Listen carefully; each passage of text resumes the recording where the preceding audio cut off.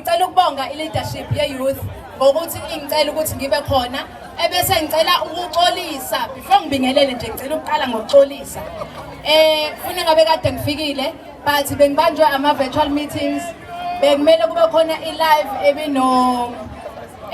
u-chief whip wethu uManyi ibizoba u-30 minutes kodwa yagcina ithathe i-hour no half ngenxa yokuthi ube enjoy ukukhuluma nabantu and that is what we are trying to do la kumkhonto wesizwe ukuthi sithathe izikhulu silethe la kunini sizokhuluma nani njengoba nje noCommando Floyd esendleleni eza ngithanda nje ukubonga ukunibona nibaningi kangaka nokusho ukuthi ngicela siba-provele ukuthi lo 2/3 majority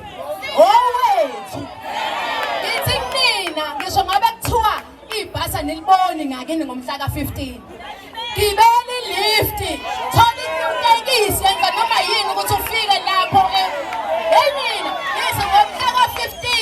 ngifuna ukuthi iMoses Mabhida igcwale iphuphume ngifuna ukuthi baze bafake ama-TV ngaphandle ko-People's Park ngifuna ukuthi lapha ukhona le-stadium esilapha eceleni sama-Springbok ngithi ngifuna ukuthi kugcwale kuze kucelwe khona ukuthi sicela singene khona commanders sirojiwe kodwa ukuthi sirojiwe akushintshe ukuthi siyi-2/3 majority because akushintshe ukuthi siyi-2/3 majority ngiyacela-ke ma-command sisebenzise lobu buningi bethu ukuthi benefithe thina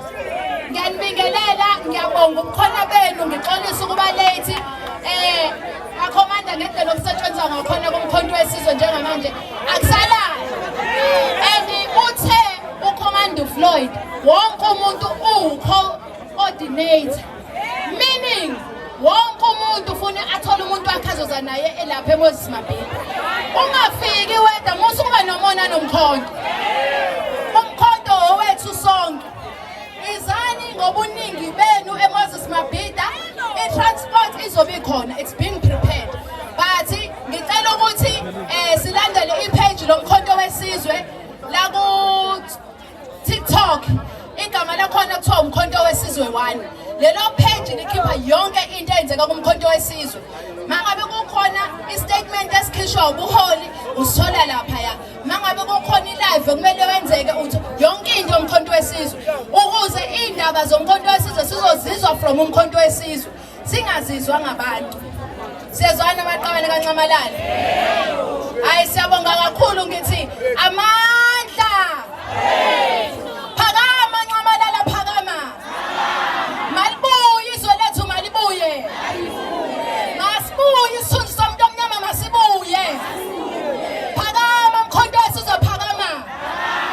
phakama Youth League phakama phakama Women's League phakama phambili ngoComrade Floyd phambili phambili ngoNcamalala phambili